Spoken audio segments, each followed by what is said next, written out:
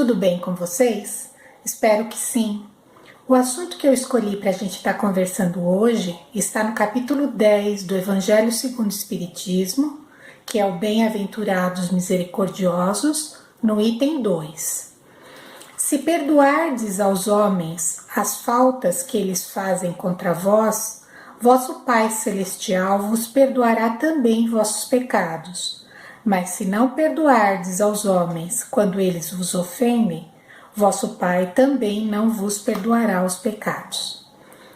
Então hoje a gente vai conversar um pouquinho sobre o perdão, como é o mecanismo do perdão, né? E as crenças que a gente já traz. Por exemplo, muitas pessoas acreditam que perdoar é desculpar toda e qualquer ofensa que venha de fora. Então, palavras, agressões de todos os jeitos. Então, para você perdoar, você tem que esquecer e deixar para lá tudo isso. Mas aí fica aquele perdão meio, sabe? Eu perdoo, mas tem uma coisinha que ficou aqui no meu coração. Então, não foi bem um perdão. Outros acreditam que não tem que perdoar, né? Que é aquele ditado popular que as pessoas dizem assim: ah, você acha que eu tenho sangue de barata? Então o outro vem, ultrapassa o limite, me distrata e eu vou ter que esquecer. Eu não perdoo e não esqueço. Então esse já vai para um outro polo, uma outra crença, né? Quando o caminho do meio seria o ideal para todos nós. Mas como? Como perdoar? Será que tem algum jeitinho, alguma maneira, alguma ferramenta que a gente podia estar utilizando para aprender esse processo do perdão? Hamed vem dizendo para a gente que perdoar não é apoiar o comportamento que nos tragam dores físicas ou morais. Não é fingir que tudo corre muito bem quando sabemos que tudo em nossa volta está em ruínas.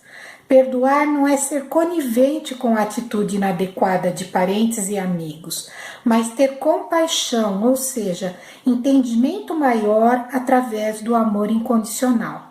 Olha lá, ele já deu uma chave, é compreender, mas não ser conivente. Para isso, é importante que a gente desconecte o ato em si da pessoa que criou. Porque, por exemplo, às vezes a gente tem no nosso convívio uma pessoa que é ótima a vida toda. Um belo dia, ela é infeliz numa situação e a gente não perdoa e já corta a pessoa do nosso convívio, né? Então, assim, tem uma certa incoerência nisso tudo. Então, quando você desconecta a pessoa da situação, fica mais fácil para você ver de fora, tentar se colocar no lugar da pessoa e pensar: será que eu agiria dessa maneira?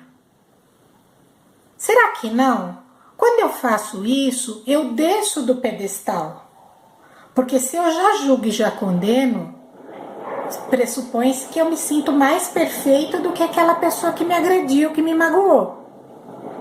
Quando eu desço do pedestal, eu estou trabalhando em mim uma parte muito importante, que é o meu orgulho, a minha vaidade de me sentir o correto. Agora, suponhamos que eu esteja certo. Não, eu estou certo, a pessoa foi infeliz, eu não merecia, né, ter passado por aquela situação, e agora faço o quê? Hamed, Joana de Ângeles, eles vêm nos ensinando um exercício que é o exercício da distância psicológica. E a mentora do Dr. Reinaldo Leite, Maria Angélica, também falava isso, só que ela chamava do exercício da distância e do silêncio. O que é esse exercício? Porque muitas vezes você pode estar morando na própria casa da pessoa que te causou esse problema e que agora você se sente injustiçado, magoado, ofendido. É distância psicológica e não física. E como é que funciona? E isso é uma questão de saúde. Saúde física e saúde mental. Aí você pode me perguntar, mas como assim saúde física? Porque quando no momento de cólera, de raiva, né, numa discussão, o que a gente faz com a gente? A gente, sem querer, sem perceber, nós vamos inundando o nosso organismo dos hormônios do estresse, né? Então a gente joga cortisol numa quantidade muito grande, adrenalina numa quantidade muito grande, e o organismo vai ter que dar conta de tudo isso. Aí você pode pensar, bom, mas no momento que eu discuti, tá, eu elevei a taxa de cortisol, mas depois resolveu, o organismo resolveu. Realmente, o organismo resolveu. Mas cada vez que eu lembrar da situação, eu estou inundando o meu organismo novamente de cortisol, de adrenalina, e o organismo vai ter que dar conta de resolver tudo aquilo, né? Então, quando eles nos propõem a distância psíquica, é não ficar alimentando essas lembranças, porque cada vez que eu lembro da situação, o que eu faço? Eu injeto parte da minha energia vital nessa lembrança, tá? Que são telas mentais. E essas telas mentais ficam aonde? Ficam no meu campo áurico. Então eu injeto energia da minha vida naquilo, vivifico aquela lembrança, sinto a raiva de novo, sinto a dor de novo, sinto a revolta de novo, inundo meu corpo de estresse, de adrenalina, de noradrenalina, de cortisol, e o corpo tem que dar conta de resolver isso. E enquanto isso eu vou fortificando mais a minha tristeza, a minha revolta, a minha mágoa com essa energia que eu estou emanando. E aí nesse processo cria-se um círculo vicioso, que é chamado de monoideísmo. Então eu fico presa naquela ideia, né, dando energia para aquela ideia e paralisada naquilo, e vivendo daquela tristeza. Isso chama-se o que também? Autoobsessão. Né? Eu mesmo me obsedio, eu mesmo fico em tristeza e angústia. Percebe o que a gente faz com a gente? Então, quando eu faço esse distanciamento psíquico, eu corto esse círculo. Eu paro de inundar o meu corpo com esses hormônios, que vai chegar uma hora ao longo da vida que ele vai me gerar patologia no físico. Aí começam as gastrites, as enxaquecas e mais uma série de outras coisas se manifestando e a gente não sabe muito bem porquê e nem de onde vem, né? Então, eu cortando esse círculo, eu fazendo esse distanciamento psíquico, eu evito de doar parte da minha energia vital para vivificar esses sentimentos que não são bons e também evito de adoecer fisicamente falando. Mas como fazer isso? Como fazer esse distanciamento? Lembra daquele ensinamento do mestre? Vigiai e orai? Veio o pensamento, faz uma prece. Não foi suficiente. Pega o evangelho, faz uma leitura do evangelho. Tá, melhorei. Daqui a pouco veio de novo o pensamento, pega o evangelho, faz a prece, não quer? Pega uma leitura, uma boa leitura, um bom livro, lê um pouco, põe uma música, uma boa música, vai cantar, ou seja, você corta essa sintonia. Você não deixa isso ficar vivificando em você. Quando você faz isso, você está gerando saúde mental para você, você está harmonizando as células do seu corpo, porque você não está jogando cortisol e todos os outros hormônios para o seu corpo dar conta, né? Então você está trazendo equilíbrio para o seu corpo físico, equilíbrio para o seu corpo mental, equilíbrio para os seus sentimentos. Você está trabalhando o seu orgulho, a sua vaidade, o seu inconformismo. Percebe? Você está atuando no processo de reforma íntima. Então o perdão, ele é libertador. Ele é libertador porque te tira de um momento de angústia, de um momento de sofrimento, de um momento difícil que você viveu e te traz para um momento onde você vai prestar atenção em você. Você vai começar a entender como tudo aquilo trabalha no seu corpo, como tudo aquilo trabalha no seu sentimento. E cabe a cada um de nós fazer essa opção. Quero saúde, quero paz ou quero viver em conflito? E aí como é que você vai saber a hora que você conseguiu perdoar a pessoa? cortando esse círculo vicioso de lembrança, de realimentação e de dor, né? Cortando isso, pondo a sua energia em coisas que elevem sua autoestima, que elevem o seu mental, que elevem o seu sentimento, você vai conseguindo equilíbrio para olhar a situação de fora e entender a situação infeliz. E a partir do momento que você entende, a dor se torna desnecessária. Então você vai lembrar sim disso, porque perdão não tem a ver com memória, né? Memória tem a ver com esquecimento. Então você tem memória, você vai lembrar, mas na hora que você lembrar, você não vai mais trazer aquela dor e aquele sofrimento para dentro de você. Você vai entender que você esteve numa situação infeliz, que você participou de uma situação onde as pessoas no entorno estavam em desequilíbrio. E aí vai ficar mais fácil de você perdoar, porque a gente também se desequilibra muitas vezes. Ninguém é melhor que ninguém.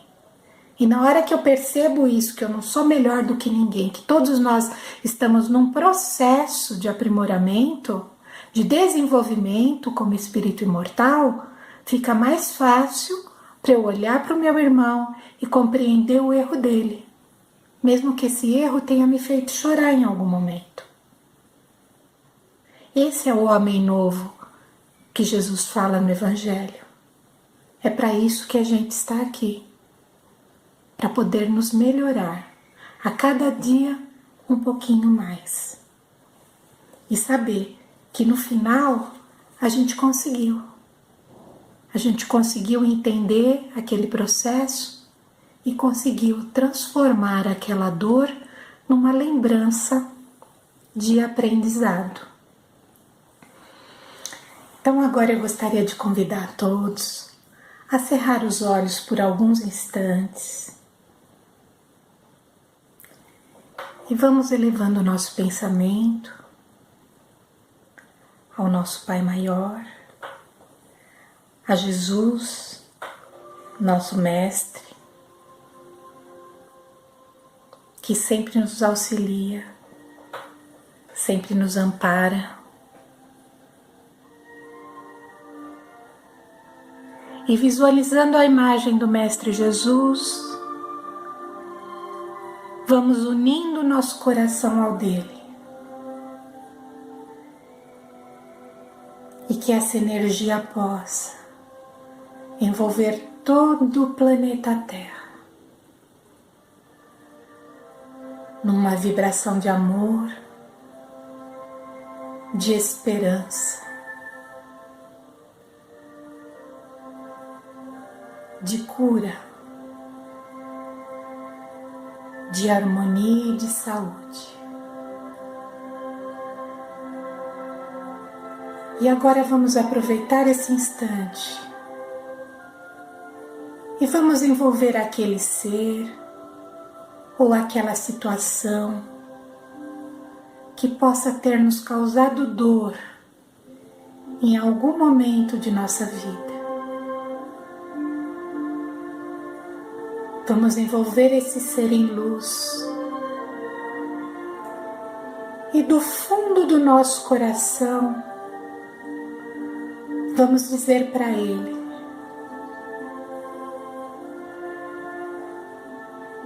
eu sofri naquele momento,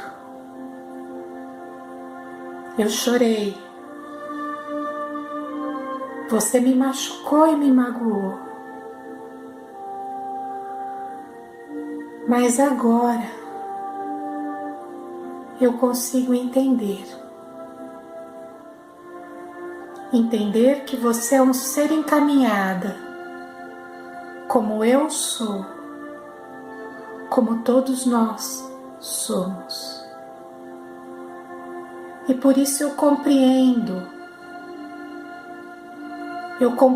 essa situação.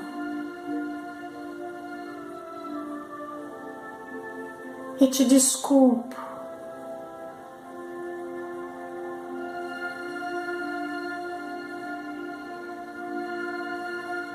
e te perdoo.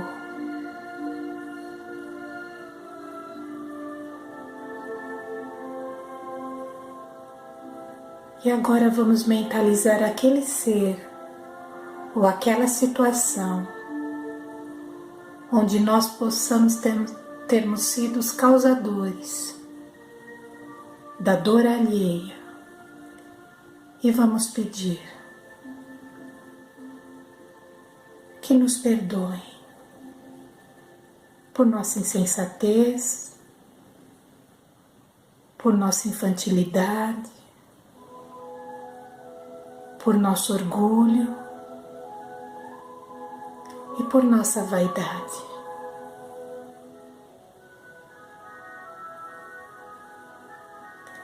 E assim vamos agradecendo a Deus, nosso Pai maior,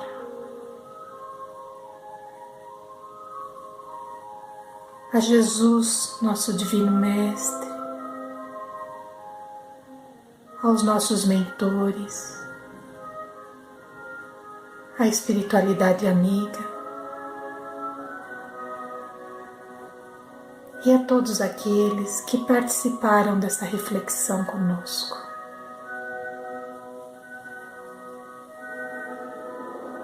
Que assim seja. Graças a Deus. Fiquem bem, fiquem em paz. Um beijo no coração de todos.